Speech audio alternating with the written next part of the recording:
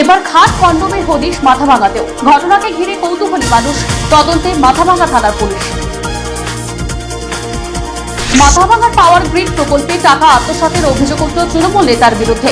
একই সাথে আবার যোজনায় দুর্নীতির বিরুদ্ধেও প্রতিবাদ আন্দোলন সংঘটিত হয় সেখানে। এবার সাংসদ বিধায়কের বিরুদ্ধে একরাশ ক্ষোভ নিয়ে বিক্ষোভ আন্দোলন সংঘটিত হল সিতাইয়ে। ঘটনাকে ঘিরে উত্তেজনা ছড়ায়। সাংগঠনিক গ্রাফ অনেক নিচে থাকলেও গোষ্ঠীদ্বন্দ্ব ছাড়ছে না কংগ্রেসকে। রবিবার দলীয় কার্যালয়ের তালা ভাঙল বিক্ষুব্ধরা।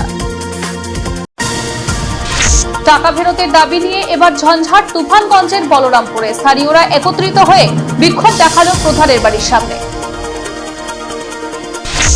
রাজ্যে নতুন সরকারের দৃষ্টিহীনদের প্রতি আরও বেশি উদার হওয়ার আহ্বান অ্যাসোসিয়েশন ফর ভিজুয়ালি হ্যান্ডিক্যাপেড।